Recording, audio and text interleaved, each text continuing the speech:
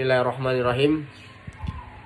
Di sini saya akan menjelaskan perbedaan pembuktian dalam acara perdata dan pembuktian dalam acara pidana. Yang pertama, pembuktian dalam acara pidana. Penegakan hukum acara pidana khususnya di Indonesia pada prinsipnya adalah mencari kebenaran material. Untuk mengungkapkan sebuah kebenaran material, maka sangat diperlukan suatu tindakan pembuktian.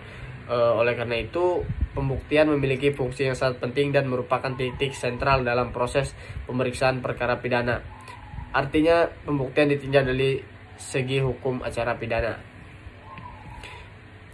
Antara lain, yang pertama, ketentuan yang membatasi sidang pengadilan dalam usaha mencari dan mempertahankan kebenaran, baik hakim, penuntut hakim, terdakwa, atau penasihat hakim.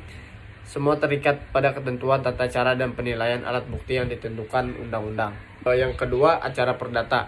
Dalam persidangan perdata di pengadilan negeri, berdasarkan hukum acara perdata di Indonesia, ada bagian acara persidangan yaitu pembuktian. Terdapat beberapa teori tentang beban pembuktian yang dapat menjadi pedoman bagi hakim yang memeriksa dan memutuskan perkara. Yang pertama, pembuktian yang bersifat menguatkan belaka. Yang kedua, teori hukum subjektif. Yang ketiga, teori hukum objektif. Yang keempat, teori hukum publik. Dan yang kelima, teori hukum acara. Jadi, perbedaan pembuktian dalam hukum acara pidana dan perdata adalah dalam pembuktian pidana sistem pembuktian negatif, yaitu sistem pembuktian menurut undang-undang secara negatif, maupun teori gabungan antara sistem pembuktian menurut undang-undang secara positif dengan sistem pembuktian menurut keyakinan atau confession in time. Sedangkan karakteristik dalam pembuktian perdata adalah audi el etrem partem, yaitu pihak yang mengendalikan harus membuktikan dalilnya tersebut. Dalam KUH Perdata pasal 1866, alat bukti terbagi menjadi 5, yaitu yang pertama, bukti tertulis atau alat tertulis atau surat atau akta dalam hukum acara perdata. Suatu yang utama, sebab hukum acara perdata menekankan pembuktian secara formil.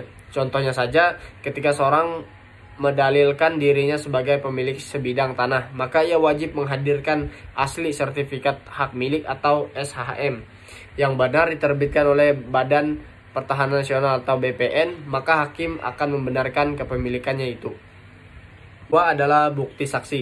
Menurut Darwin Prince, saksi adalah orang yang memberikan keterangan dan kesaksian di depan persidangan mengenai apa yang mereka ketahui, lihat sendiri, mendengar sendiri, atau alami sendiri, yang dengan kesaksian itu akan menjadi jelas suatu perkara.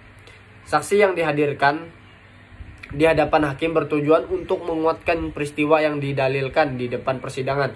Jumlah saksi yang dihadirkan dapat minimal 2 orang dewasa dan cakapan umum atau cakap umum. Keterangan satu saksi di depan persidangan tidak dapat dipercaya sepanjang tidak didukung dengan alat bukti yang lain.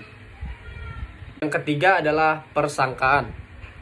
Persangkaan ialah kesimpulan yang oleh undang-undang atau oleh hakim ditarik dari suatu peristiwa yang diketahui umum ke arah suatu peristiwa yang tidak diketahui umum. Ada 2 persangka, yaitu persangkaan yang berdasarkan undang-undang dan persangka yang tidak berdasarkan undang-undang. Yang keempat adalah pengakuan. Pengakuan adalah keterangan sepihak dari salah satu pihak dalam suatu perkara, di mana ia mengakui apa-apa yang dikemukakan oleh pihak lawan. Dan yang terakhir adalah sumpah. Sumpah diklasifikasikan menjadi 2 jenis, yakni pertama, sumpah yang dibebankan oleh hakim atau sumpah penambahan, dan yang kedua, sumpah yang dimohonkan pihak lawan atau sumpah pemutus. Yang ketiga adalah dampak putusan pengadilan. Sebelum kita masuk ke dampaknya, saya akan jelaskan dulu apa itu putusan pengadilan. Putusan pengadilan adalah putusan peradilan tingkat pertama, sehingga tujuan akhir dari proses pemeriksaan perkara di pengadilan negeri.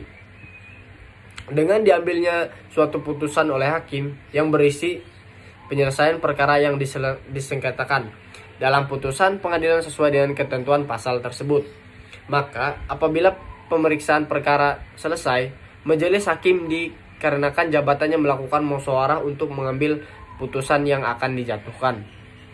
Jadi dampak putusan pengadilan Dalam adanya hal bukti palsu yang diajukan penggugat atau pemohon ternyata dimenangkan oleh hakim, maka dampaknya menurut asas tersebut adalah putusan pengadilan tersebut dianggap benar sampai adanya putusan pengadilan yang lebih tinggi yang membatalkan putusan tersebut.